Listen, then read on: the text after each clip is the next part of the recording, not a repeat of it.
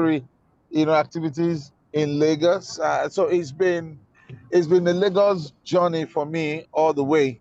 It's been a Lagos journey all the way for me. All right. Um, then of course, that's biography in terms of being given birth to. But then in between these years in town, one had also made some endeavors towards redefining and repositioning oneself in this journey. That's what I believe we'll be sharing tonight. All right. Um, All right. Keeping ready and also still keeping spirituality. Yep. All right. Thank you so much for that brief introduction of who you are and how you found yourself in Lagos, a journey of leadership, a journey of leadership. All right. We would also like to get to know more about you. And from what we know, you have been on our screen. You have been on our screen several times. Uh, We've seen you on the screen, and you've been part of several movie projects and a leading figure in the movie industry with over 200 productions. We would like to know how you transition because currently in your introduction you told us that you are a pastor. So we would like to know how you transitioned from being a successful thespian to becoming a pastor. So what inspired you to embrace both role as a successful thespian and now a pastor?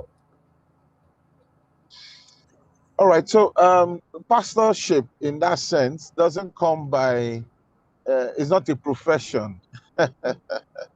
It's a calling. So I think we must be able to separate the profession from the calling. All right. And then the truth is that each and every one of us are actually called into ministry. It just depends on the part of ministry that you find yourself in. I was born into a Christian family. My root church is Assemblies of God Church. I adore for Assemblies of God Church. Uh, that's where we take our roots from. Practically, what took me out of the Assemblies of God Church was just music, my drive for music. I play the musical instruments, so that's even how I gained my entry into the arts world, into the arts and creative sector through music. I play functional band. In my early days, I refused to go for um, Femi Kuti. I refused to go for a Femi Kuti's band for auditioning as a bass player, some years ago, because I just knew that this will crash with my identity as a Christian. All right. So it's not just about being a pastor, it's about being a Christian. It's about being identified with Christ. And so your growth in Christ, just like in Antioch, that people saw the people were following Christ and they were able to identify them as Christians, Christ life. So it's not like one became a pastor as if you took up an appointment. No, your pastorhood or pastorship is procedural. Once you've given your life to Christ, you grow, except you are not, except you're not in Christ. And from that growth over time, just like Jesus told Peter, look, I know you fish, right? But you know what? I'm going to make you a fisher of men. So Peter could understand that because Peter understood what it means to fish for fish. So it will be easier for Peter to transit that into fishing for men. So if you understand what it means to be Christian, it will be easier for you to also be identified with leading others to Christ. And so leading others to God, that's one of the beautiful things about the Redeemed Christian Church of God anyway. You come into the system, you may come in as floor member, then over time you become consistent. Somehow they push you into Sunday school. Before you know what's happening, you become a volunteer. Over time, they tell you, oh, it's nice that you have to do baptism. And then from there, you move on to believers class. And then from believers class, you start, so it goes like that. So I'm just saying that I didn't have to become a pastor. It's not like a profession. I grew through Christianity to becoming a parish pastor. You understand? All And I right. discovered that God had predestined that. God had predestined that, Okay. and I thank God that it's functional today. And just like you said, before I round off that question, sorry, it says, seek ye first the kingdom of God and his righteousness, and every other thing will be added. So those other things that probably serve as distractions over time become an attraction to the journey for you. Thank you. All right, thank you so much, sir. For sake of time, we'll just want to maximize our response time to ensure that we actually get all of the best and the juice out of your experience. And so we'd like to ask this all important question, that as a mentor in the creative arts industry, what are some of the key qualities that have helped your mentees to grow and thrive in leadership? So what are some of these key qualities that you have seen in some of the people you have mentored that have made them to succeed in their own art?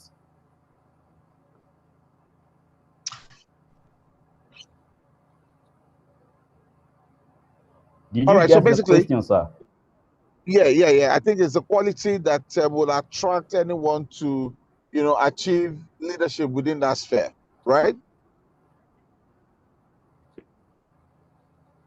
Can you hear me? Yes. Yes, we All can. right. Please go So ahead. basically, it's about excellence, professionalism, excellence. For example, in our industry, there's something we call call time. Call time.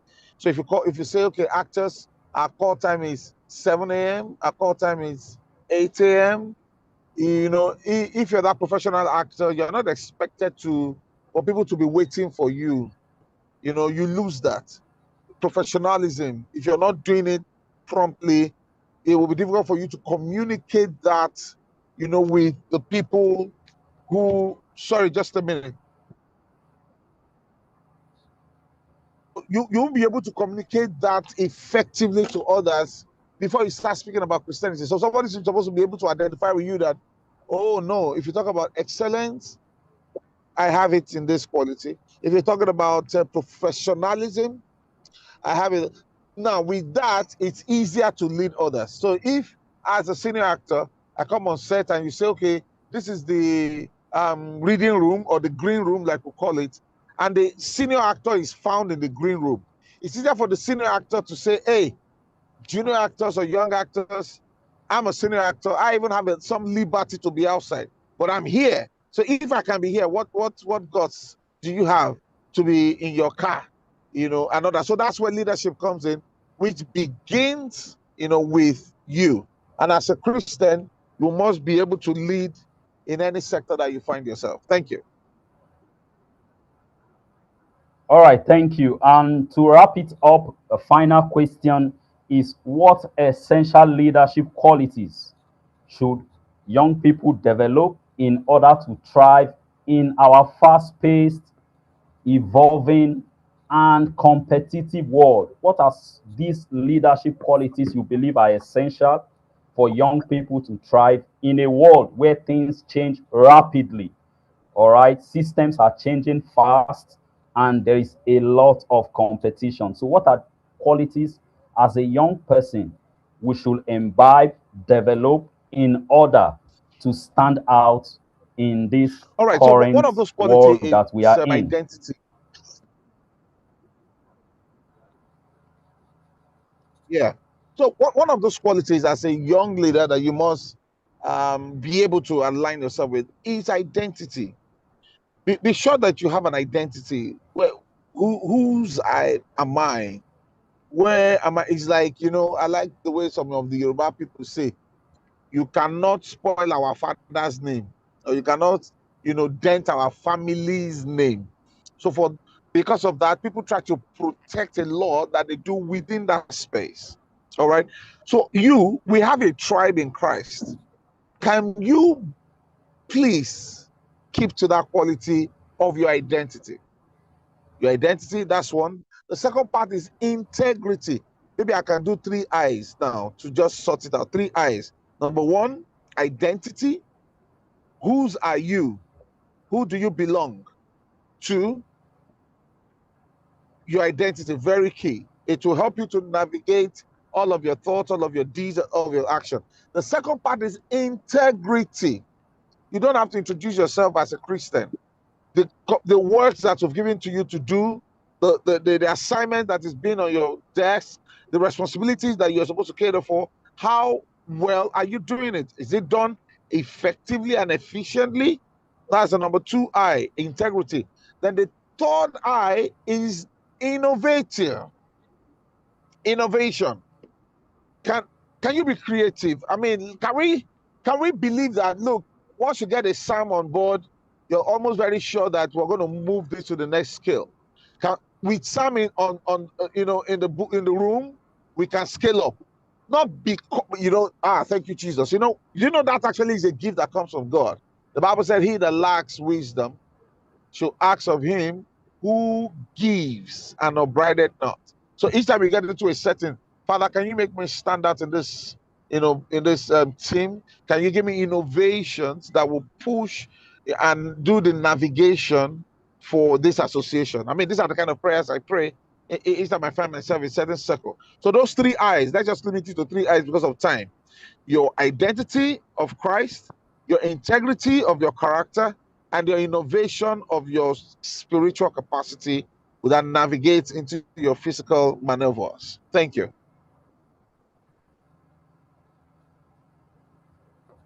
All right, thank you so much. It's quite an honor and a privilege to actually learn from you from this session. I believe we have picked 1 or 2 lessons from the leadership success of Dr. Sam Uche Ayamelo, who is also an ambassador and a successful thespian and currently a pastor. So thank you so much for joining us tonight. I believe we have learned 1 or 2 lessons that if we indeed put and apply in our leadership, it will help us to thrive. Thank you so much for joining us. Please, can we give him the emoji clap to acknowledge and celebrate him? All right. Thank you, sir. All right. We are moving on. We are moving on. It's getting better. We are getting set. And tonight is going to be nothing short of an impactful session. It is going to be indeed a worthwhile class, and a value will be given to us in exchange for our time. That this time we are having here is going to be an exchange of genuine value that will help us to thrive in our leadership. And so we'll be making an introduction of our main speaker for tonight. And this is a vast, a well-exposed, and a leader with a track record of global success in leadership. And so we would like to have a read of our speaker's profile for tonight as we get set for the main course of tonight's session. And tonight we'll be having our speaker in person of Dr. Ayotunde Omotosho, who stands on the intersection between medicine, academia, and executive leadership. He is a mental health expert who trains specialists, shapes policy, and advances child and adolescent mental health across West Africa. He is a consultant psychiatrist and a senior lecturer at the University of Ilorin. He is a fellow of the West African College of Physicians. He holds a master's degree in child and adolescent mental health from the University of Ibadan, a Bachelor of Medicine, Bachelor of Surgery from the University of Ilorin, that is MBBS, and is currently undertaking a diploma in human resource management from the University of Ilorin. Internationally, he serves as West African correspondent, International Association for Child and Adolescent Psychiatrists, and allied professions, as well as an examiner of West African College of Physicians. Nationally, he serves as president, Association for Child and Adolescent Psychiatrists and Allied Profession. He is the founder of Your Mindfully, a mental health initiative, and he also serves as the vice chairman, Medical and Dental Consultant Association of Nigeria, UITH chapter. He is the examination coordinator, Department of Behavioral Sciences Research. He has authored and co-authored over 20 publications in reputable international and national journals. His most recent global publication was released in February 2026. He has presented at international conferences in Portugal and at virtual global conferences hosted in Singapore and Dubai. He has co-authored research publications that attracted global grants from institutions in the United States and South Africa, recipient of a travel grant to attend the Keystone Symposia, Denver, Colorado, USA in 2020. He was the recipient of the Leadership Award during his master's degree program, where he led a multinational team comprising representatives from 9 sub-Saharan African countries. Also, recipient of an award for exemplary service in medical leadership from the Office of the Vice President of the Federal Republic of Nigeria. He serves as the resident pastor of the Commonwealth of Zion Assembly, Koza, Ilorin, shepherding a 3,000 capacity congregation alongside his wife, Ashake Omotosho. They are blessed with 3 children. Ladies and gentlemen, with our emoji welcome, let's give it up for Dr. Ayotunde Omotosho as he lead us in the main session of tonight's basic leadership course. We are so excited to have you join us tonight, sir, and we are so expectant and know that the best is yet to come as you take the stage to lead us. Thank you so much, sir. Thank you very much, and I'm truly excited to be here tonight. I want to appreciate the leadership of the Young Leaders Academy, and I think that that name in itself is very instructive. That name in itself is very inspiring. People have joined this meeting from various parts of the world, and I recognize that many people are in Nigeria, judging from how people had introduced themselves earlier. And in Nigeria, we know that in our history, many of the people who are still at the frontier of leadership in our country today started when they were young. Young leaders appears to be an oxymoron in certain places, particularly because not so many young people think they have the platforms for leadership.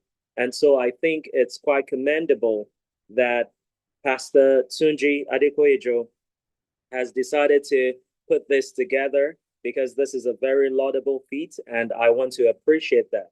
I also want to mention that the first speaker, the doctor who spoke quite elaborately, and it appeared as though he had gone through some of the notes that we're about to share. And I really want to appreciate everyone that is on the call. Also to Dr. Joshua Bua, thank you very much for the introduction. Thank you very much for your kind words.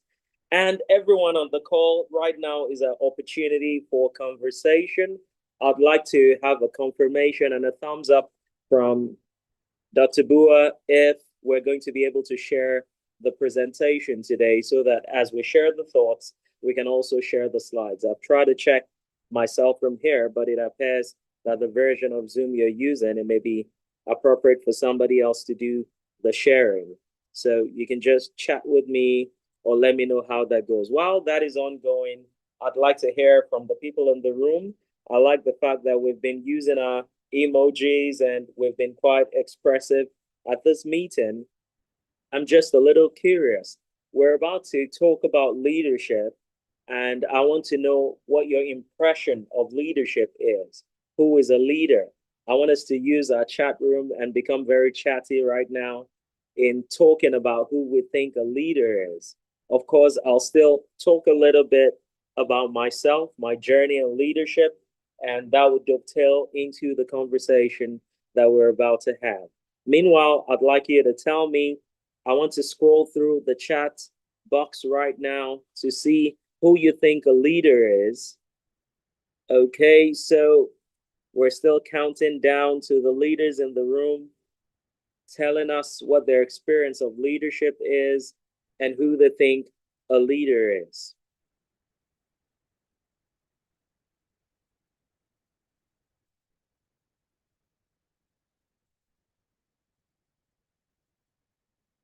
All right, there's one chat in the room. Leadership is the ability to create direction, awaken responsibility, and inspire action. I don't mean it by position or power, but by influence. It's about shaping how people think, how people decide, and how people move forward, especially when there is uncertainty. In other words, leadership is the art of helping people become willing participants in a shared vision. This is so beautiful. I think we should give a round of applause to Juliana for sharing those thoughts with us. Blessing has this to say: a leader is someone who is ready to serve others by showing a good example. Thank you so much, Juliana. Thank you so much, Blessing, for setting the ball rolling on our conversation this evening. And here's what I would like to say about leadership. Leadership is service. Incidentally and apparently, we belong to a kingdom where in order to lead, in order to be the greatest, then you have to be the servant of all. So leadership is influence. I like the responses that are coming in right now. Leadership is influence. Leadership isn't just a portfolio, leadership is performance. And all of that is based on a servant mindset, a mindset of being a blessing unto other people, of recognizing problems and then delving into the solutions of the same.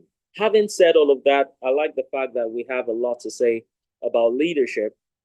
We can now talk about this. 20 years ago this year, I walked into a room that changed my impression about leadership. And much of what I'm about to tell you would be things that that room inspired. We're in the year 2026. Also, today is 26. And because it's 2026, I'll probably just tell you 20 things that I've been learning about leadership all the way from 2006. So this is 2026. In 2006, I walked into that room. And here is what I'd like to tell you about leadership. Looking at 20 leadership values in 20 years.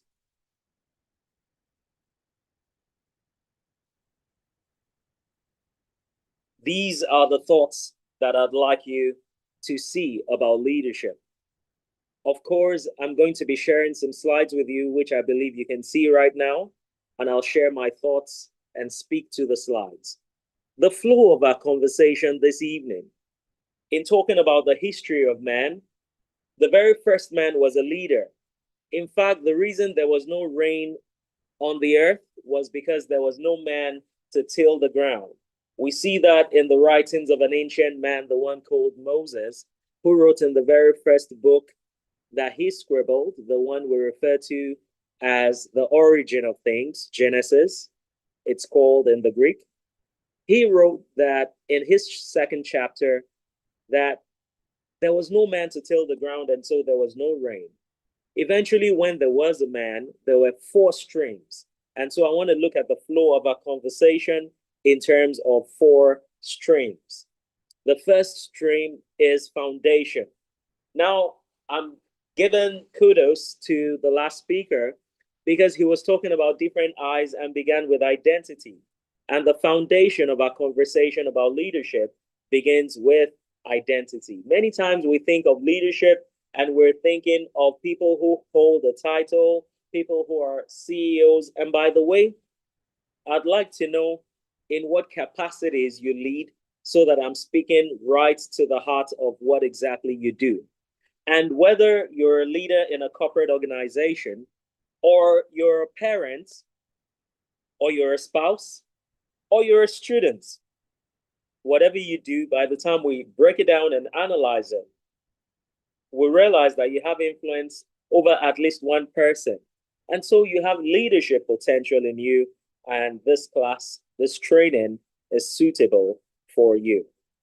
So foundation, the second one is force, which talks about influence. The third one is stewardship, which talks about the functioning of leadership, while the final one is the future of leadership. Now, let's talk about the foundation. Foundation speaks to the heart of who are you as a leader? And there are different aspects, there are different values to this foundation. One of the contemporary terms for leadership right now is value leadership. And so, in talking about values this evening, I want us to know that leadership has transited beyond being authoritarian to value leadership, where you're not just a boss, you're actually someone who is relating to people. You're someone who is relatable to the people. You're someone who starts by doing things and having people observe you do it. And then the second level is you do it and they assist you. The third level is they do it and you assist them. While the fourth level is they do it and you observe them. So I'll take that again. In leadership, there are 4 basic levels where foundationally, the first thing is that as a leader, you do it and you let people watch you. You let them observe you. The second level is you do it and you let them assist you. The third level is they do it and you assist them, while the fourth level is they do it and you do the observing. But before that can even occur, it has to be, first of all, that as a leader, as an individual, you have self-leadership. And how you know you have that is, first of all, you've got to develop your character. If you don't have that title that you currently have, if you don't have that portfolio that currently enables you to be in this class, who are you really? If your reputation meets your character in the dark, will they recognize each other? It's very important. Reputation is what people think about you. Character is who you are when people are not observing you. Who you are when nobody sees is who you really are. That is your character. Discipline is so important. The thespian told us, if your call time is 8 o'clock, arriving by 8, in fact, I'll take it to the next level, means you're already late. You should arrive before the call time so you can settle in by the time the meeting is supposed to begin. So that speaks to the heart of discipline. How about integrity? Integrity is from the word integer, which means 1. Remember that in basic mathematics, there are some numbers that can be divisible by 1. Integrity or integer speaks about how your words and your actions should be one and the same. Many leaders begin to lose credibility when they promise something and they don't do it. Now, don't just think about that as someone presiding over a nation who promises things, even though that may be part of it. But think about it as a father who promises that, you know what, when you're returning from school, I'm going to buy you ice cream. If you don't buy that ice cream, your integrity is on the line. Now, think about this. For you in the room right now, the Zoom room, what was your experience like when you were growing up? Who picked you up from school? Who did you prefer? And use the chat room to answer this one. Was it daddy or was it mommy? I saw a skit recently where it was so spot on. Daddy came to pick the child from school, and you know what daddy would usually do? Daddy drove by a place, bought meat pie, and the kid took a little bit of the meat pie, shared it with daddy. They were gisting throughout that trip. Somebody said daddy always.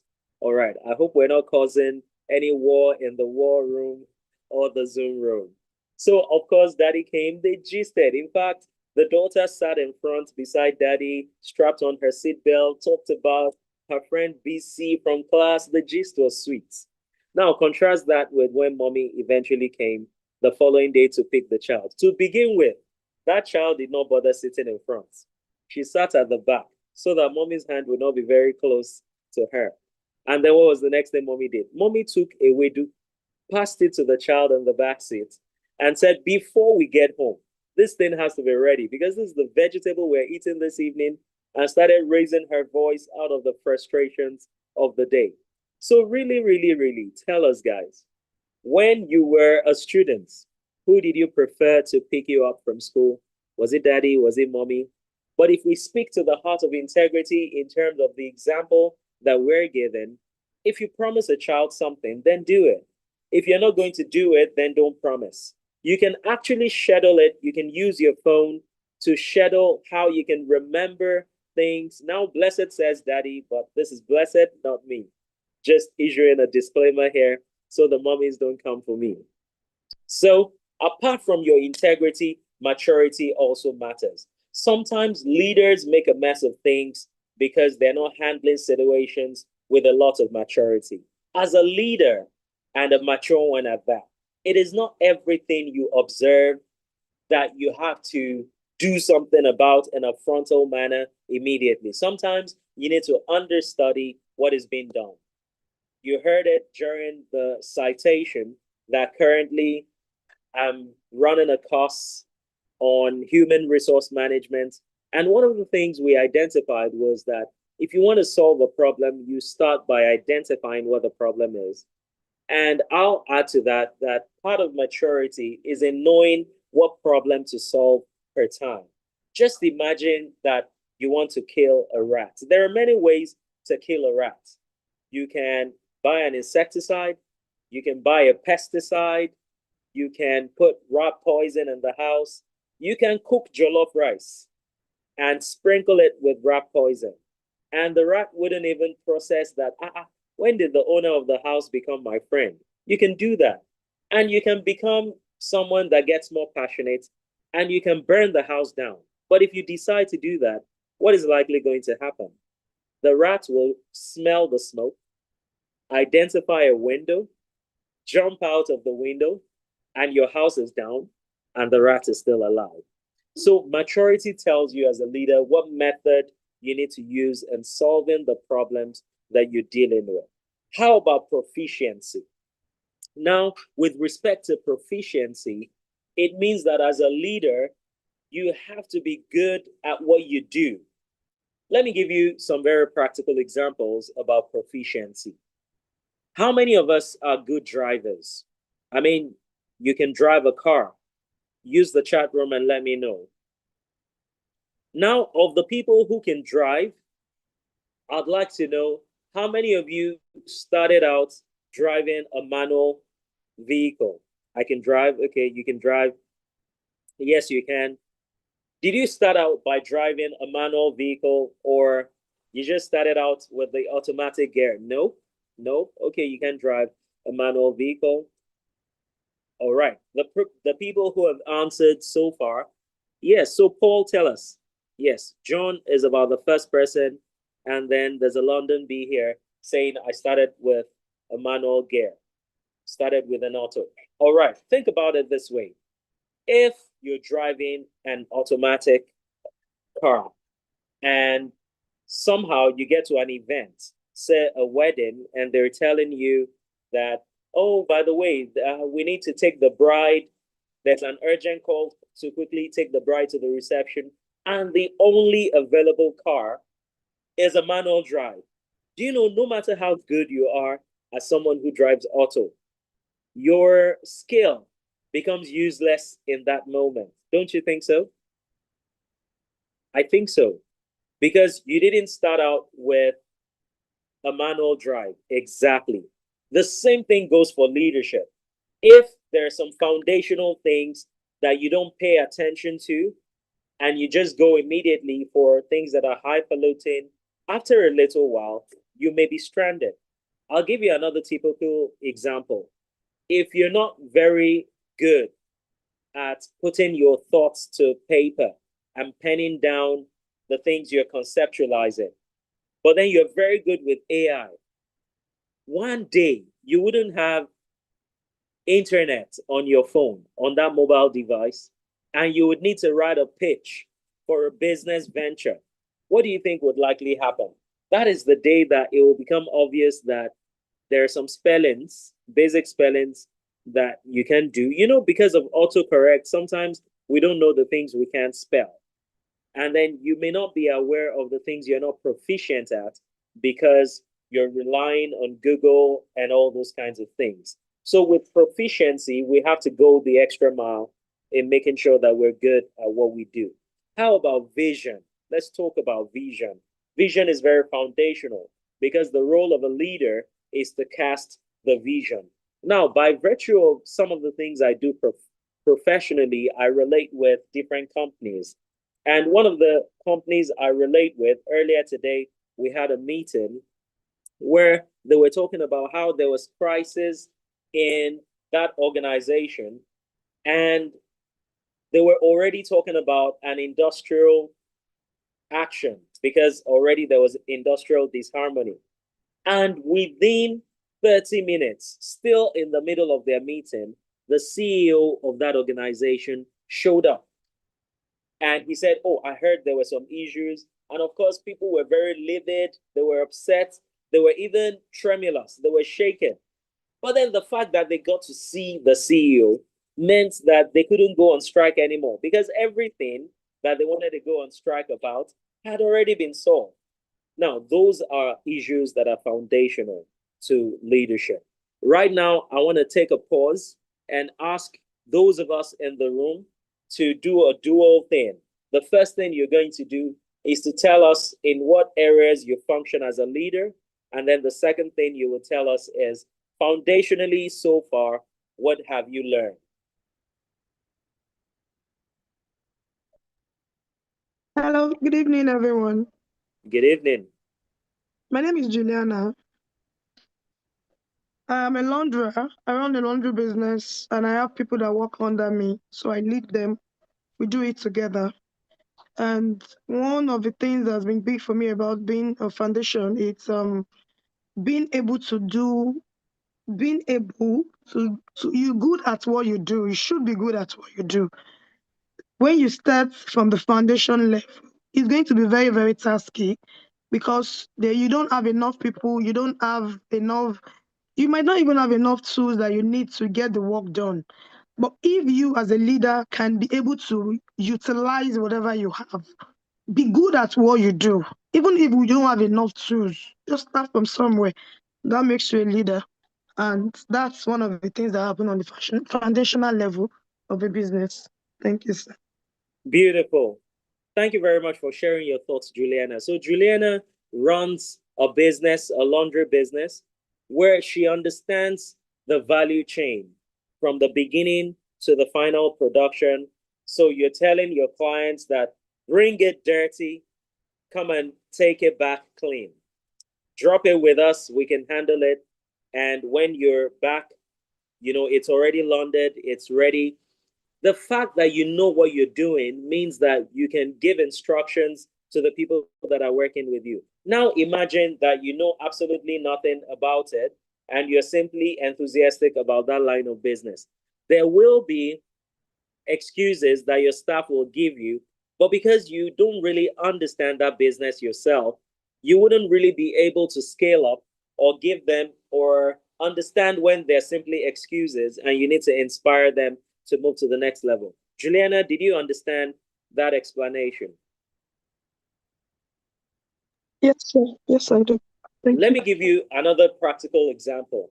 There's someone around me who runs another kind of business, this time around the food business. And because she was a good cook, even before starting out that line of business, by the time she started getting more people, now she has a chef and she doesn't need to be the one on that back end of the restaurant. She does more of supervisory roles. But because she knows what she's doing, it helps her achieve her goals. A third example would be something in the media world. there was a time a long time ago when I used to do graphic designs and videos and different advertisements and things like that. And the kind of phone I was using couldn't even do a lot of design. So once the phone started heating up, I mean, if I showed you my phone, you'd have been shocked at the kind of output that was coming from that phone. And so I'll do it to a certain degree and then transfer it to a laptop, continue there, and then transfer it by email and then do the posts myself. After a while, I got busier and couldn't do that. But then the people I delegated to, I could readily conceptualize and say, I want a design. This is what it's going to look like.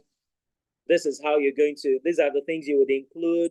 And because of that, the end product can come out nice, even without me being the one on the front end of designing it. So those are some of the foundational things in leadership. And right now, we'll listen to just one more person, and then we'll move on to the next aspect of this conversation. Who would that be? Introduce yourself and then tell us what you do in terms of leadership.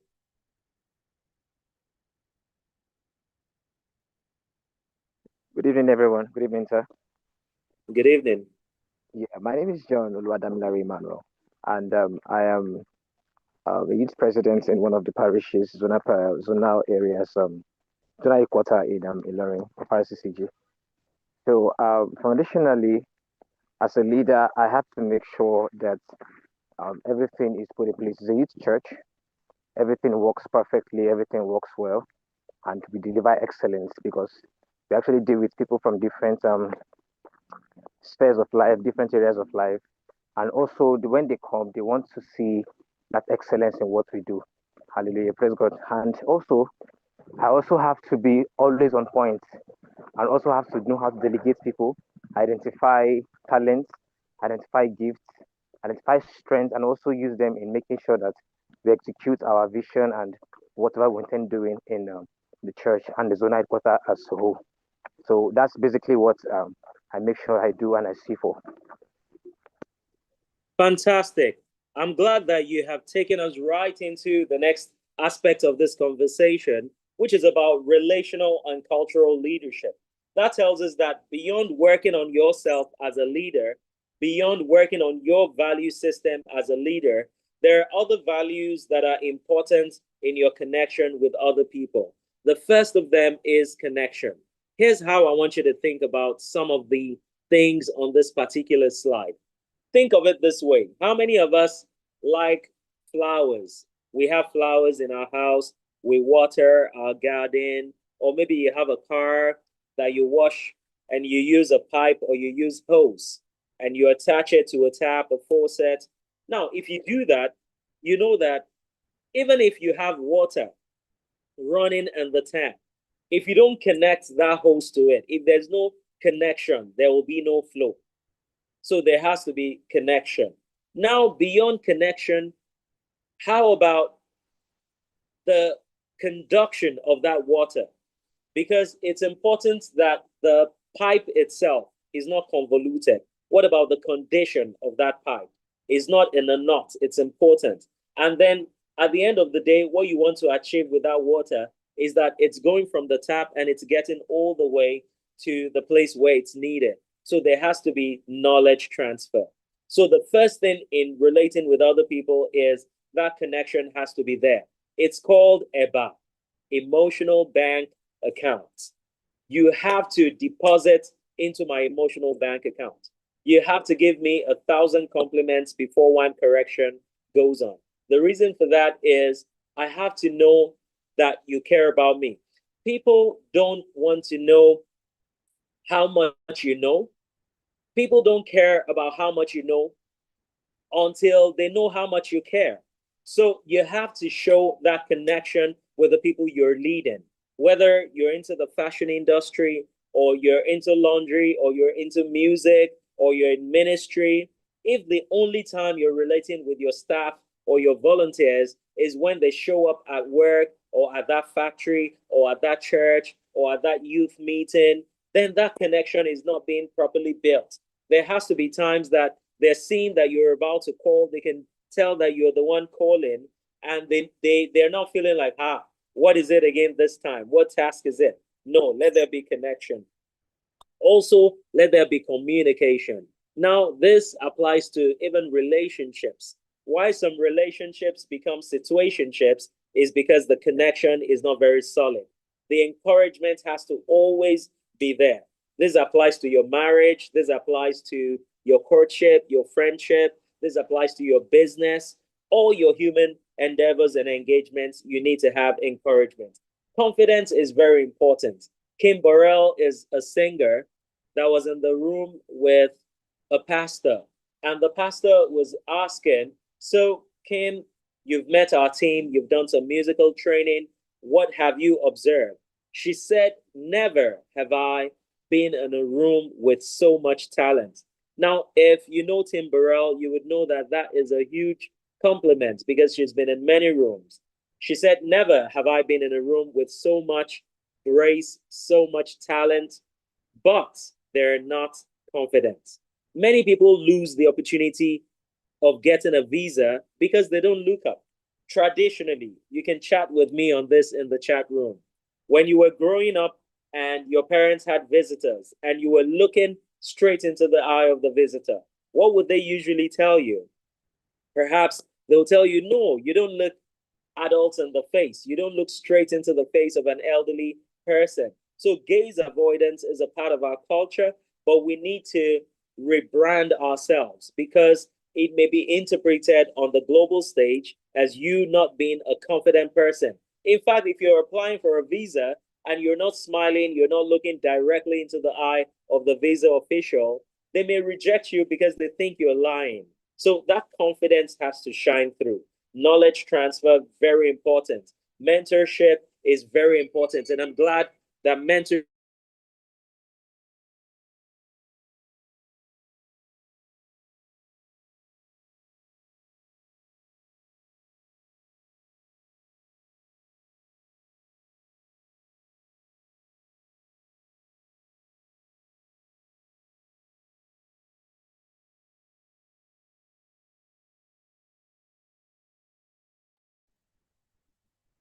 Hello.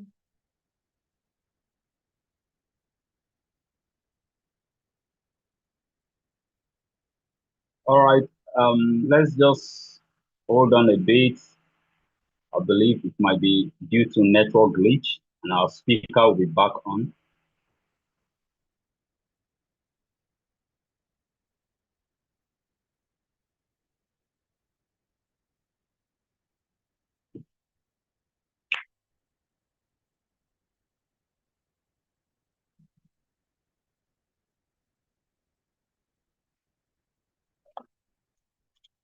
So while we wait for our speaker to rejoin the meeting, we can briefly have a recap from what has been shared so far, from what leadership is all about, and then to the leadership flow.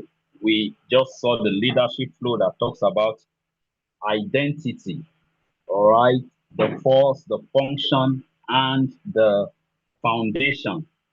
And that if we can get all of this flow right, it will help us to build and harness our leadership potential so we can thrive effectively in whatever sphere or field of leadership we find ourselves.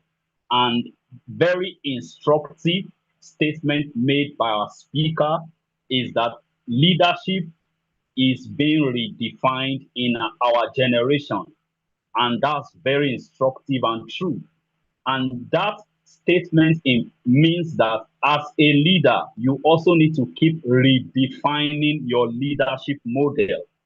You need to keep redefining your leadership system, your leadership strategy, because some of the leadership method or processes of some 10, 15 years ago may not be effective as of today.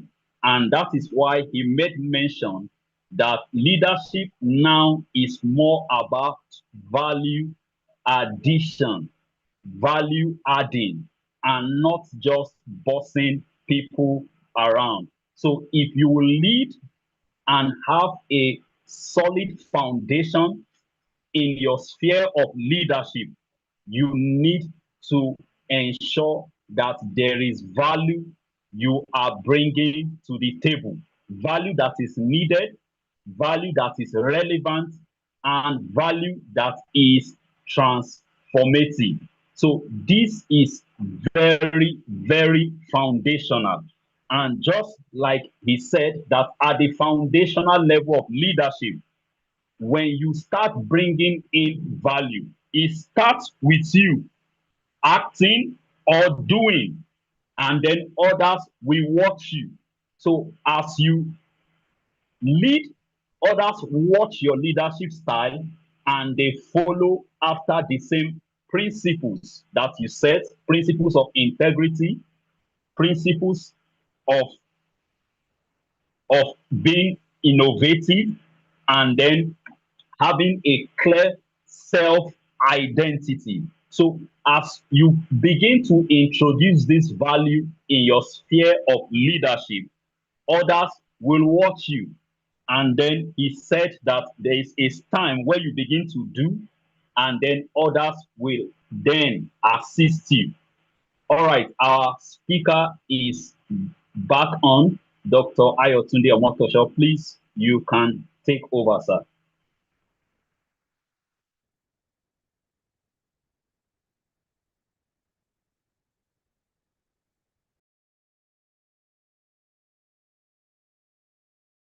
Continue right now from where we stopped, because I think you must have done a really great job of engaging everyone with the summaries of the things we had talked about.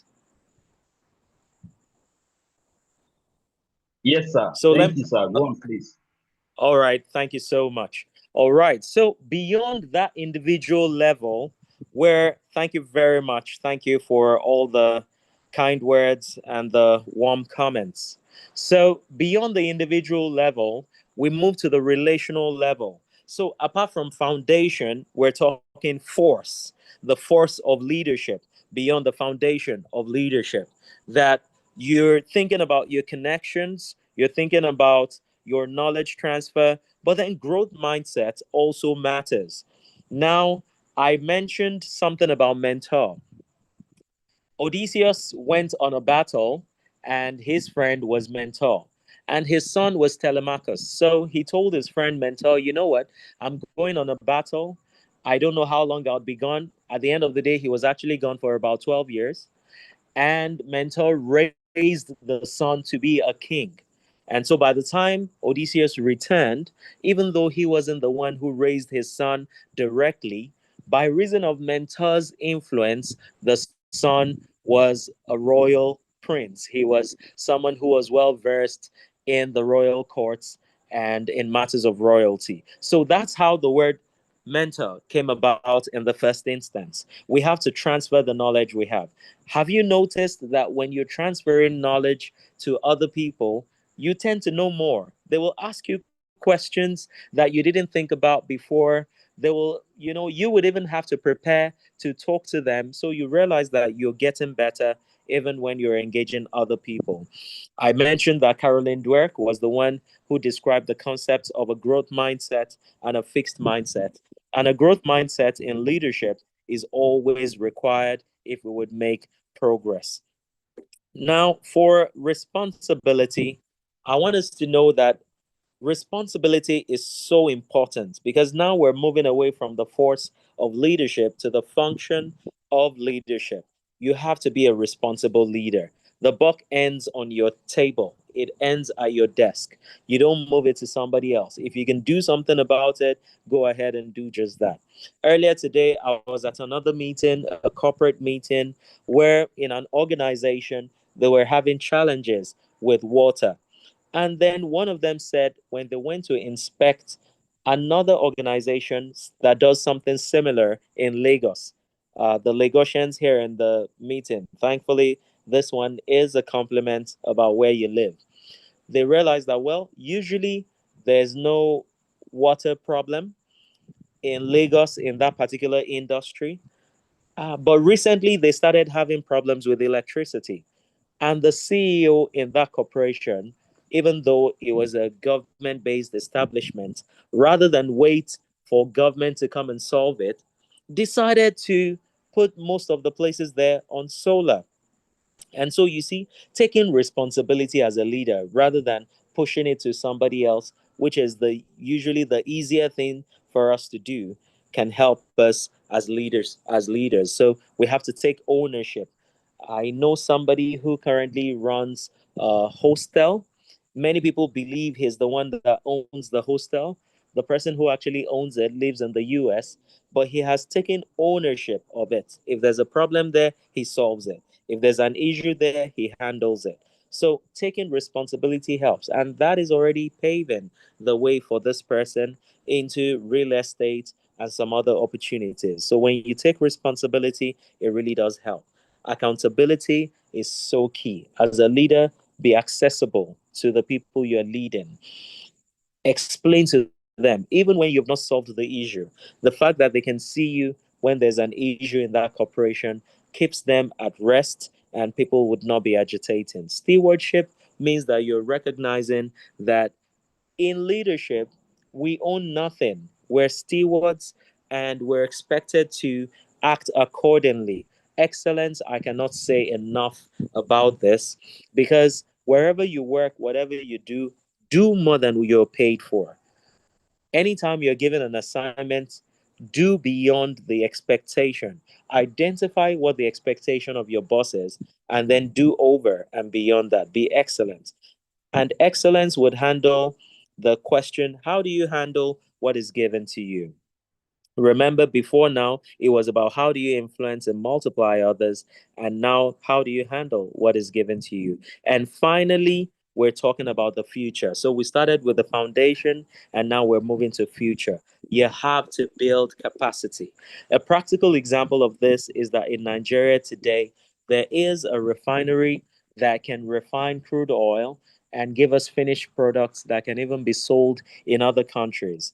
Before now, as a nation, because we didn't have a working refinery, we could explain why we were importing fuel. But now it's getting increasingly difficult to have standard explanations for why we need to import fuel when we have the capacity in hundreds and hundreds of barrels to produce. So, whenever capacity is expanded, problems are solved. If you had, for instance, a dress as a child you didn't like to wear on Christmas, but your parents insisted that you should wear it, what did you have to do? You simply needed to grow. The moment you outgrew it, nobody was going to insist that you should wear it. So, building capacity in leadership is important.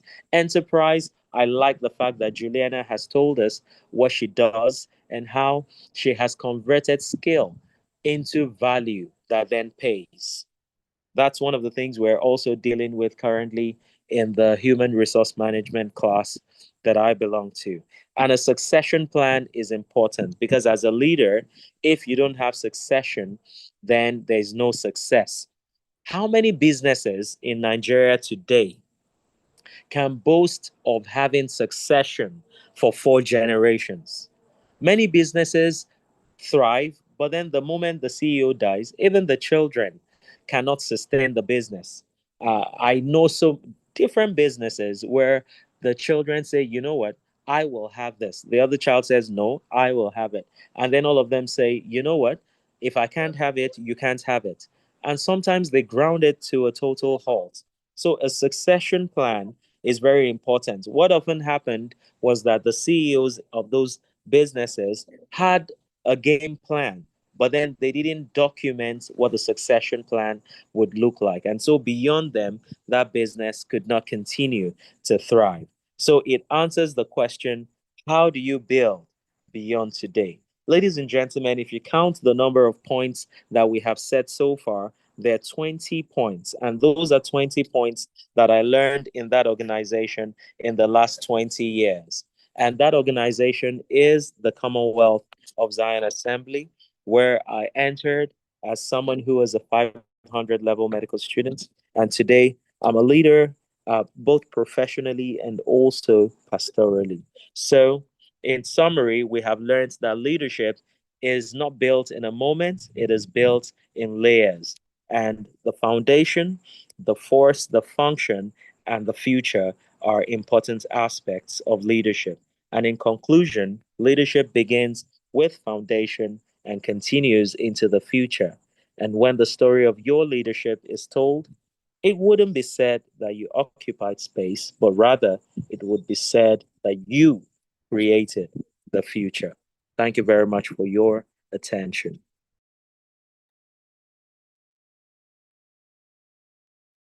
All right. Thank you so much, sir. Please, let's go ahead and give a round of applause using the emojis on our handles to appreciate our dear speaker for tonight in person of Dr.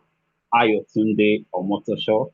And just like I said earlier, that this class is going to be an value given in exchange for your time, and it will be nothing short of an impactful leadership communicated with clarity, with simplicity, and with practical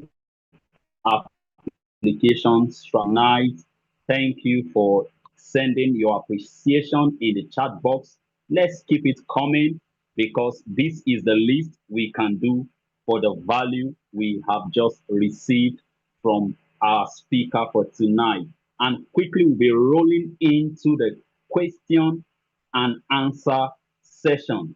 All right, our speaker was gracious enough to engage us in the course of his presentation. And now we are going to also have a second opportunity or chance where we can ask more specific and precise questions that will help us thrive in our various spheres of leadership. So if you have a question, kindly indicate or send it through the chat box, and then we'll read out your question. And if you want to communicate your question verbally, you can indicate and we'll give you the floor so you can ask your question directly to the speaker.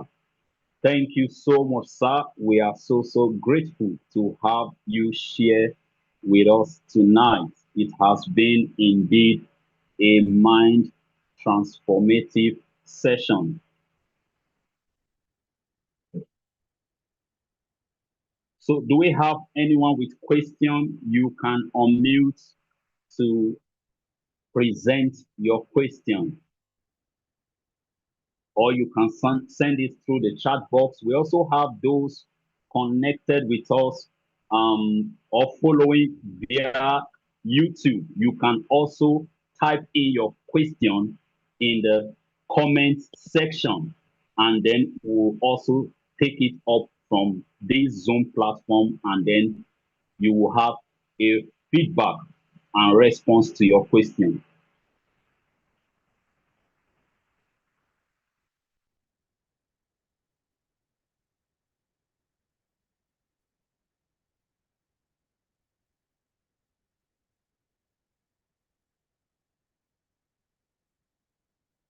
Please, if you heard me, can you just indicate so I can know that we are on same page?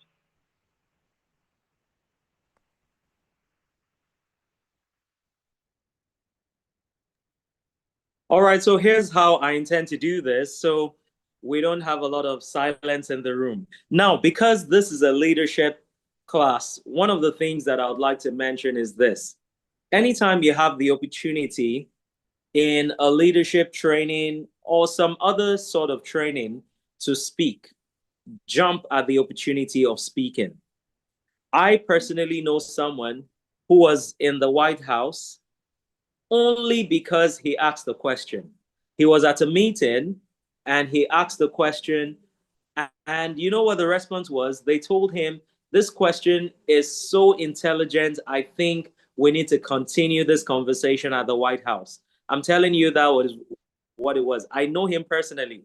This is not something that was told me by somebody else. It was the person who was in the White House who narrated this to me, that the way he went was that he was just at a forum, asked a question that was so brilliant that it opened other doors to him. So one of the things to know in leadership is ask questions, have engagement, express yourself.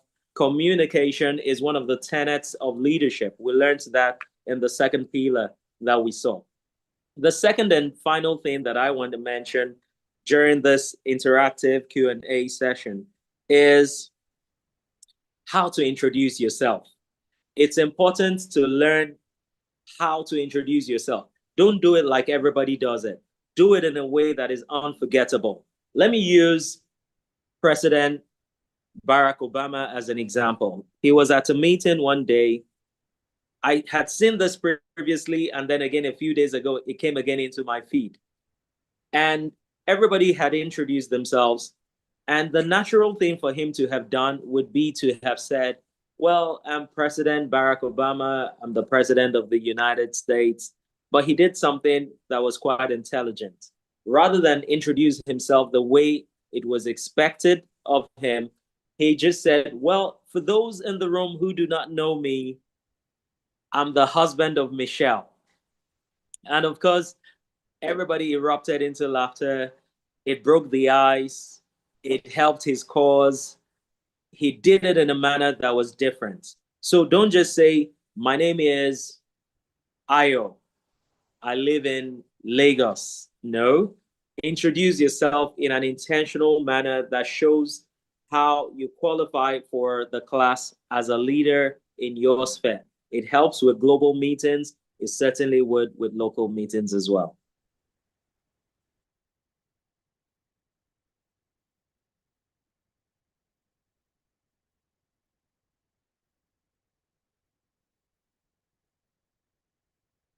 All right, I expected a question on delegation, and thankfully it has come.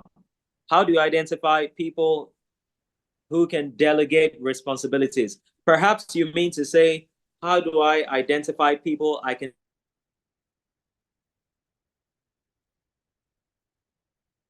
That is the question. Then there's a rule by Craig Groeschel. Craig Groeschel, in case you don't know him, is one of the leadership experts in the world, and he pastors a church in the United States. His church was the one that championed the YouVersion Bible that is now the most popular Bible app. So that's from his church. Here's what he had to say about delegation. If they can do it 80% as good as you, then they should do it. So they should be the ones doing it if they can do it 80% as good as you. As a leader, don't wait for people to be able to do it in a perfect manner, in the way that you would do it, or at the capacity that you would do it. Your performance as a leader is A-class, and that's one of the things that stands you out as a leader. But you have to start building the people around you. Not even for yourself, but first of all for them. If people come around you, they should be the better for it. So delegation is something you do necessarily as a leader, not only because you're a busy person, but because you intend to raise the people that are around you. And that returns and transports us all the way back to the opening statement about the 4 levels and the 4 foundational things that you do as a leader, in starting by doing it yourself and ending by having other people be proficient. Very quickly, the only other question I see here is, everyone born to be a leader can never be a leader? Well, I disagree with that statement, primarily because of the definition of leadership. Remember, if leadership isn't a portfolio and leadership isn't being at the helms of affairs in an organization, and everybody being a leader in their own way and with different concepts, different contexts. If you're a father, you're a leader. If you're a mother, you're a leader. If you're a girlfriend, you're a leader. If you're a student, you're a leader. If you're a human being, you're a leader. So, I mean, everybody is a leader. How effective you are as a leader then depends on you. But first of all, primarily, you are a leader. We shared from Genesis 2 and verse 5 where the reason it hadn't rained was that there was no man to till the ground. There was no manager. There was no leader. And so the fact that you're human means that you're a leader. You're a leader in different spheres. You're a leader over cattle on the ground, over fish in the sea, over birds in the air. You have the potential for leadership. There is a mandate of dominion that you have, and then you should be intentional. Now, the measure of leadership you're able to express absolutely depends on you. So work on yourself, and that's why at the foundational level, it's about the values that you embrace. So doing more than you're paid for, how can we avoid comparison when others are doing the bare minimum but receiving equal compensation?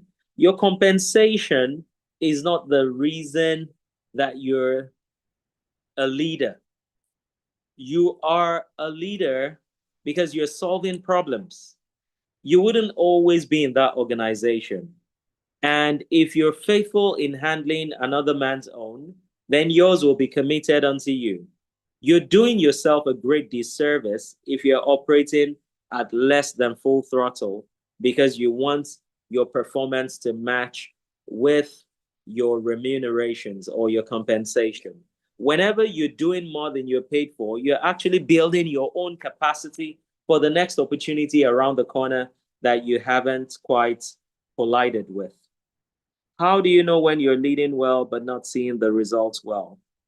Every leader should be led by somebody else. So I lead a church, but then I have a senior pastor, the Reverend Biodo Fatoyinbo, and his wife, Pastor Modele Fatoyinbo.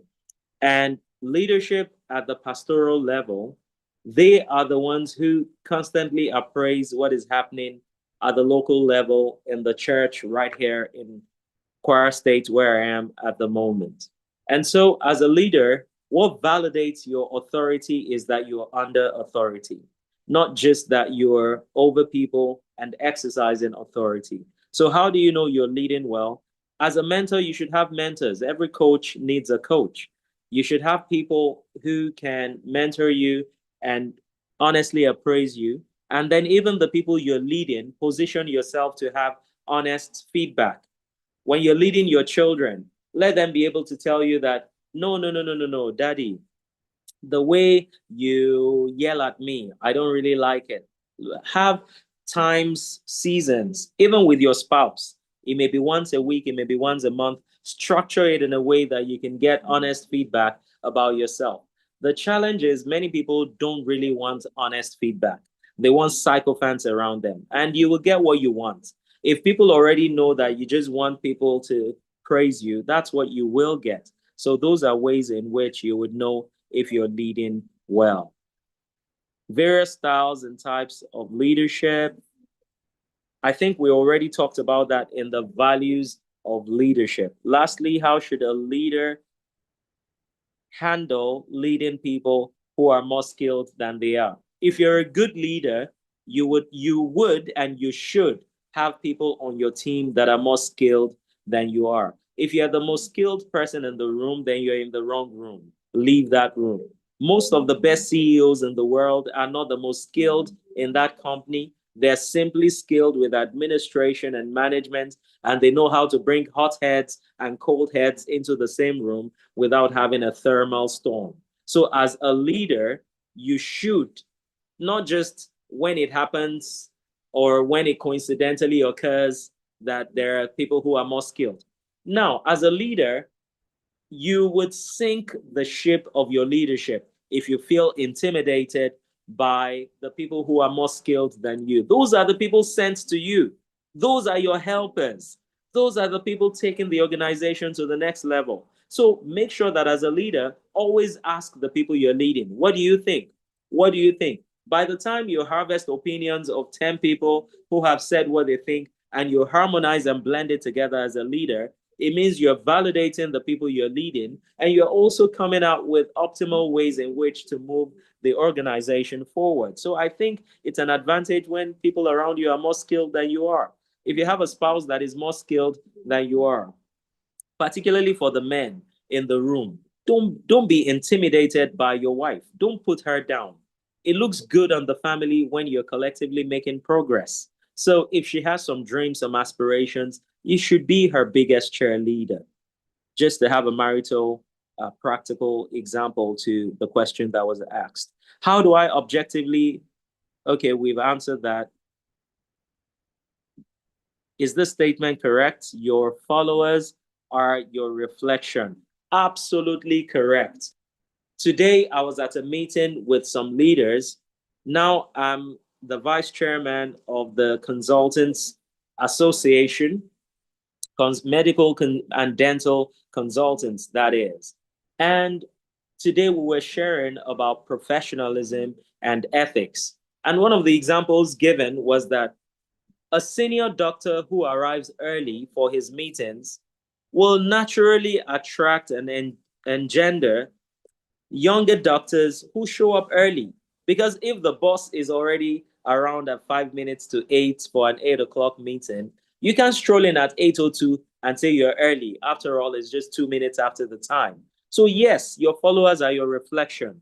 This is true even in marriage as well. So that spouse that you're fighting because you think they haven't gotten something right, you have to introspect and look at who you are. They may simply be reacting to what you have showed them. Yes, your followers are your reflection.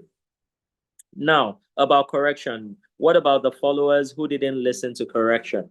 As a leader, you inspire. Leadership is inspiration. Leadership is influence. Leadership is not a portfolio. Leadership is making people do what they don't want to do and enjoy doing it. That is leadership. So when people don't listen to correction, how are you correcting them? Are you correcting them in front of other people? Are you correcting them privately? Are you retaining their dignity while expressing the correction? So the manner in which you correct also matters. And remember what we said about the emotional bank account. You need to have given lots of compliments even before giving corrections. Corrections can be so good that people don't even know that what you're doing is correcting them. You can correct people in a manner that is that good. You don't have to be confrontational with correction. I would like to know how to work with difficult people in leadership, considering that they're older than you and they feel you don't deserve to head them as a woman. So now you're talking about two issues. I love this question. I wish it came even earlier.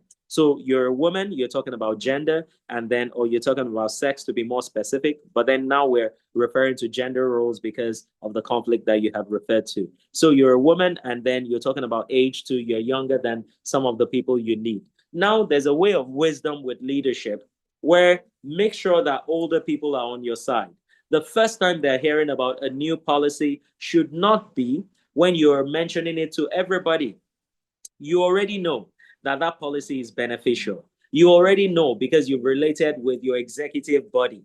But then don't come and just announce it on the floor of the meeting. Intentionally call, identify people who have influence. Remember, leadership is influence. That elderly person may not even be somebody that has a title, but you want to make them feel good. It's part of emotional intelligence. You call them aside and you say, oh, we're thinking of doing this in the organization. It immediately achieves these two things.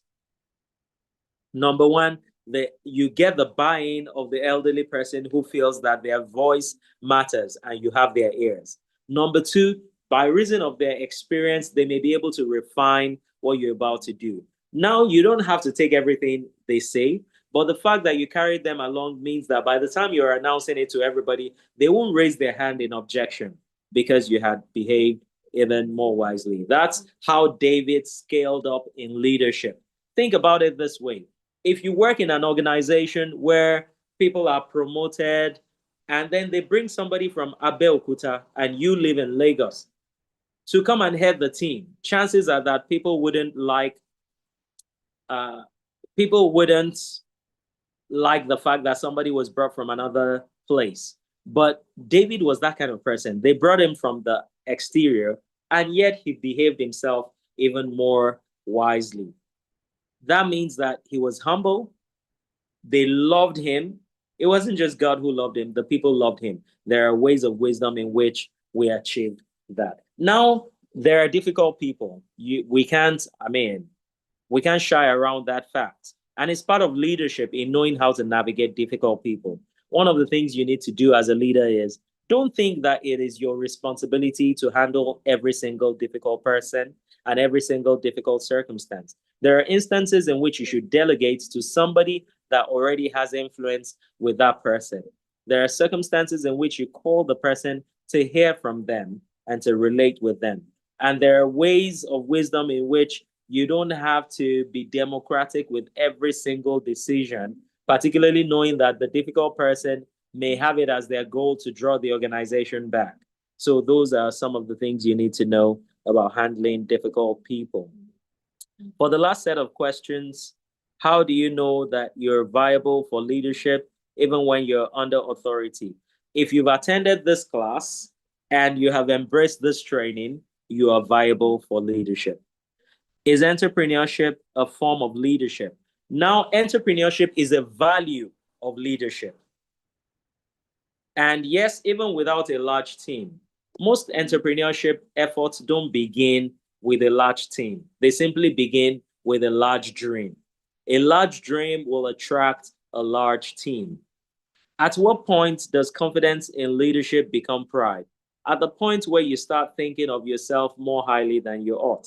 Confidence means that having a good and a healthy estimation of self. Self-esteem is not the same as pride.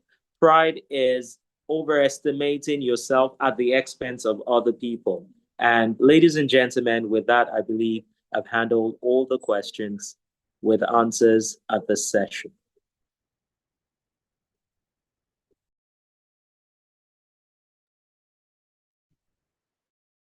Thank you so much, sir. That was a rapid response that was precise and very, very clear. All right, we would like to give room for the visionary leader to step in and have the floor. Pastor Tunji, you're welcome, sir.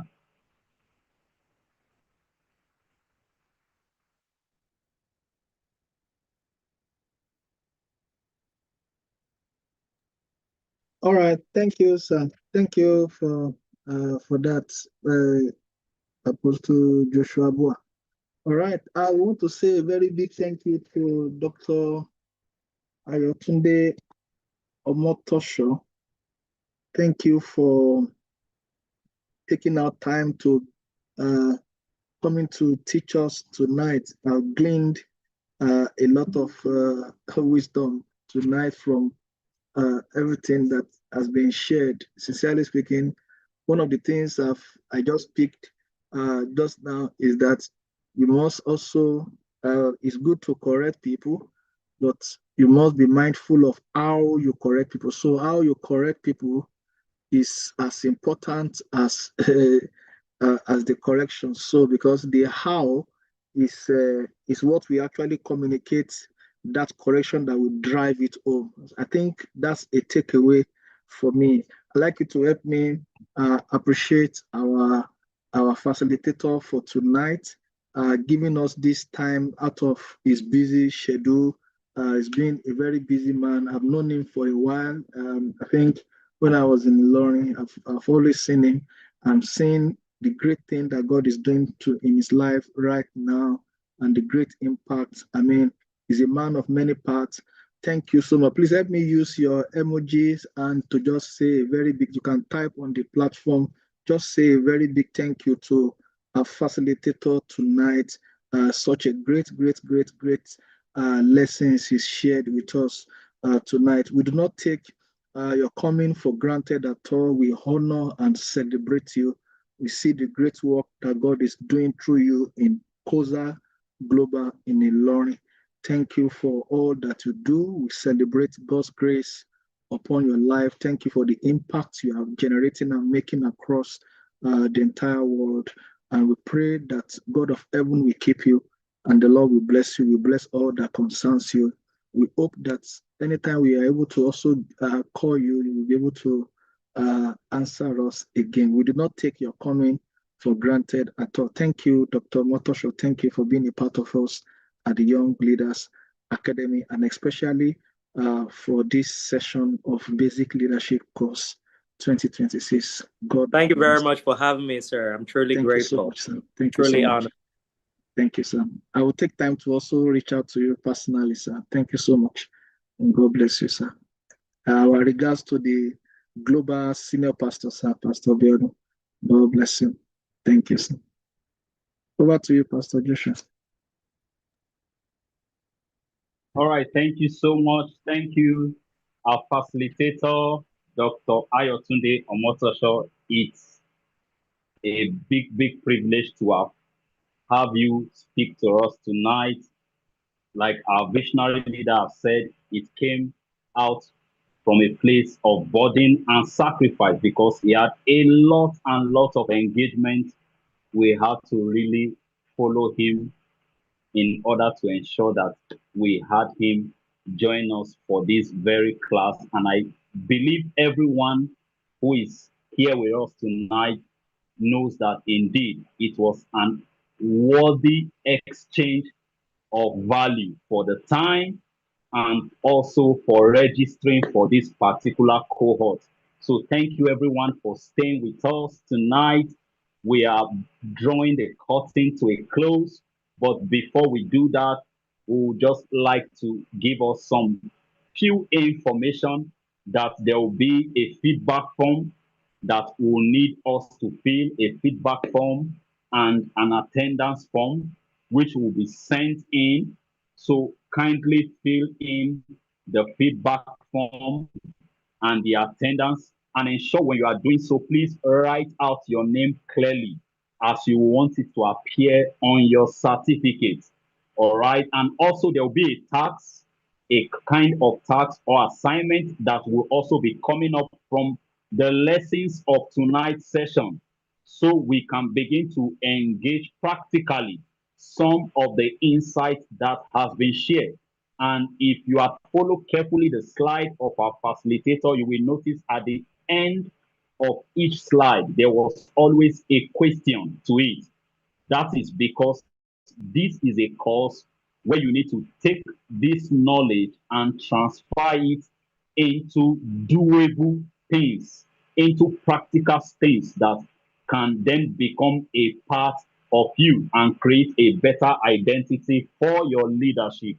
And also, the course is not ending today. It's not ending today. Today is just the starting point.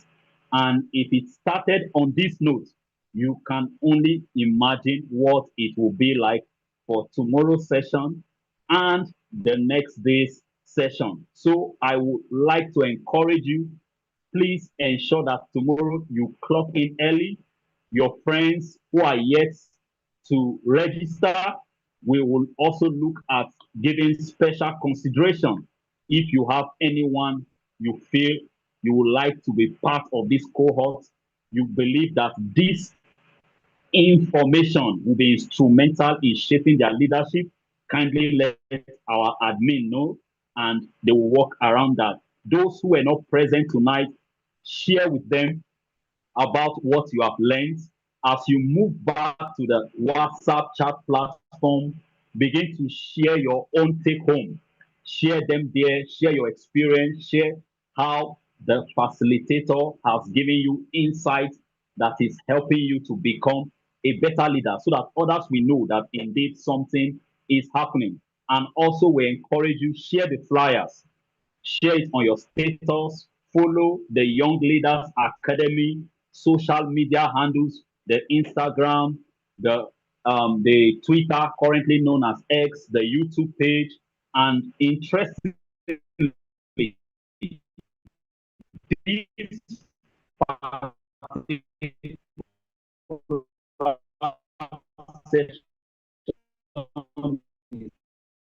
recorded, so we can around that will also be shared tonight. We believe that it has, and we are going with sufficient and loaded insight on how to thrive in our leadership. And so we take the closing prayer by saying, Father, we thank you for tonight. We are grateful for our facilitator. We are grateful for the Young Leaders Academy leader, the visionary leader, and all the leadership team. Thank you for all the participants in this cohort of 2026. Lord, thank you because of all that we have learned is helping us to thrive in our various leadership. Thank you for giving us clear identity and how to lead better as leaders that you are raising to impact our world. Thank you for answers to our prayers. Thank you for the success of tomorrow's session. We give you all the praise and glory. In Jesus' name, we are prayed. So thank you everyone for joining tonight. See you in tomorrow's class. Bye-bye.